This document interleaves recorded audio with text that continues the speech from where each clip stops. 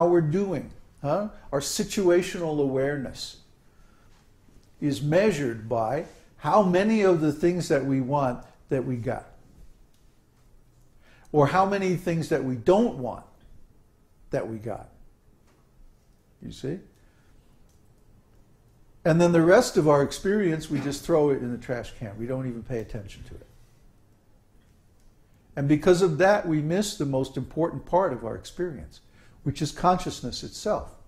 Now, the interesting thing about consciousness is that when you are conscious of your consciousness, you automatically feel happy.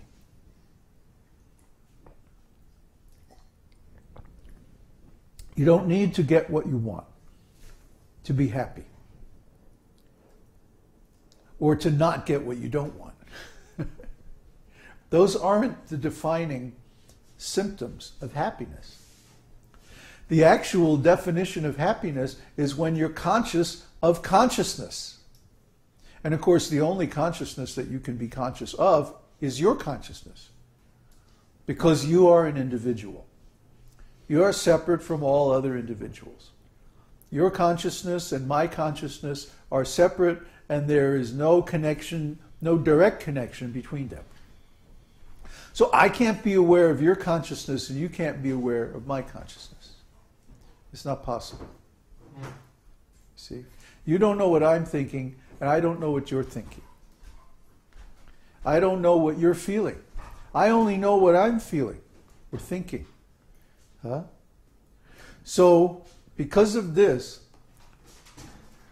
we miss the point. You know, all this activity is very distracting.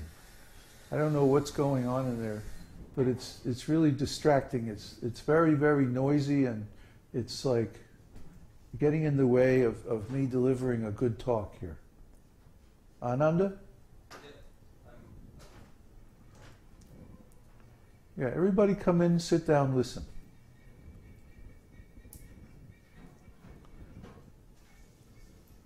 Ananda?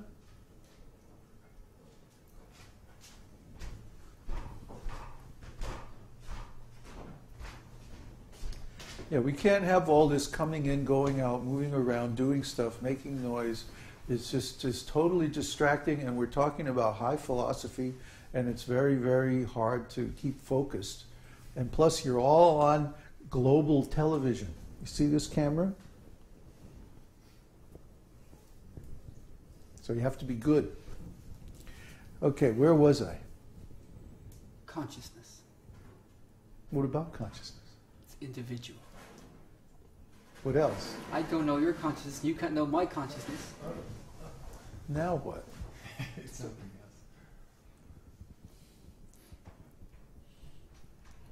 else. What's making that noise?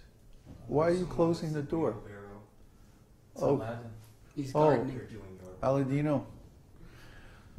So anyway, as soon as you start to talk about these things, there's always going to be some interruption. You can count on it. It's the modes of nature trying to come in and say, no, you're not allowed to know this. See? That's our conditioning. We're attracting these things because of our conditioning. We don't want to hear about it. We don't want to know about it. We want to push it far away. We don't want anybody to tell us these things, because then we're going to have to be responsible for it. If you take responsibility for your consciousness, then you have control over whether you're happy or not. But nobody wants this. Everybody wants to blame other people. Oh, he did this to me. Oh, she said this about me. Oh, this happened and that made me unhappy. It's all your fault. No, we don't accept that. Just complaining is not going to change the situation. Blaming others is not going to change the situation. The situation is that we are all experiencing the results of our previous activities, sometimes known as karma. Karma is there because in the material world there is cause and effect. Cause and effect means that I do something and then something else happens because of that. But they're separated in time. There's a separation between them. This happens today, and then next week or next month or next year, the result comes. So most of us are not intelligent enough to understand the link between the cause and the effect. But because we have to explain the meaning of our life to ourselves and to others, we make up the explanation that, oh, it's his fault, it's their fault. This happened to me, they did this to me. They made me feel like that, they made me do this, they made me do that. Jesus made me do it. Or whatever. This is all false. It's false because it is an imaginary explanation to obscure our unconsciousness. Unconsciousness is the same as ignorance. If I, let's say my arm falls asleep and I can't feel it, or you're sitting cross-legged for a long time and your legs fall asleep. You can't feel anything in it. And then you find you can't stand up. You can't control your legs because you can't feel anything. So if you go unconscious in a certain part of your body, then that part of your body is not under control. It's not available to you for use. You see? So if you go unconscious of your consciousness, then you can't control it. And you have no way of determining whether you're going to be happy or not happy. So probably what's going to happen is you're not going to be happy.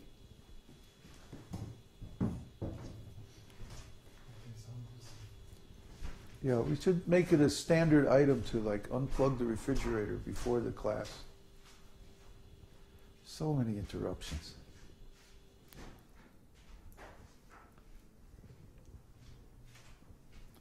So where was I? Who can explain what I just said? Take the mic.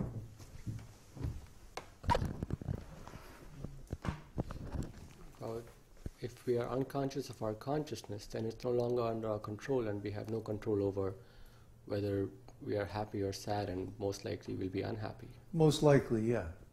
Why? Because if we let something go out of control, then the chances are it's going to do something that we don't want, that we don't like. You see? Just like if I'm driving my car and I take my hands off the wheel, what's going to happen? I'm going to have an accident, right? So similarly, if I'm not aware of my consciousness, I'm not controlling my consciousness, I'm not in control of myself, of my awareness, then the chances are I'm not going to be happy. I'm not going to get the result that I want. You see? So first of all, our mistake is measuring our happiness in terms of desires. I want this, I don't want that. Actually, that's not the cause of happiness. Because we all have this experience. Even if we get what we want, or what we think we want, it doesn't make us happy. Everyone thinks, oh, if I just had $1 million, if I just had a beautiful girlfriend or boyfriend, if I just had a newer car, or this, or if I had that, or whatever it is, I'll be happy. And then we get a beautiful girlfriend, or we get a new car, but it's not perfect. There's always something wrong with it. Or it's too expensive. Or something. It's always something. In this material world, nothing is perfect. And nothing is forever. So even if I get that perfect job, even if I get the perfect house, someday I'm going to lose it, or it's going to get old and fall apart, and there's going to be problems with it. You can bet on it. I mean, you could bet the bank of, Fort Knox, if there's any gold left, if they haven't stole it all. You'll see that coming out in the papers in a couple of weeks. Anyway, material things cannot make you happy. And also, the absence of things you don't want will not make you happy either. The most that can do is reduce your pain, reduce your suffering. But is the reduction of suffering happiness? Not really. Not really. Happiness or joy is a substantial thing. And it happens in our consciousness. Think of the last time you were really happy. Huh? Where did you feel that happiness? In your hand? Huh? In your foot? In your nose? Huh? Where? In the heart. In the heart, yeah. You feel happiness in your heart. You don't feel it out there. You don't feel it through the senses. You don't feel happiness in your eyes, in your ears, in your nose, on your tongue. When was the last time you said, oh, my tongue was really happy? Huh? No. You don't feel happiness in your senses. You feel happiness in your consciousness. Isn't it?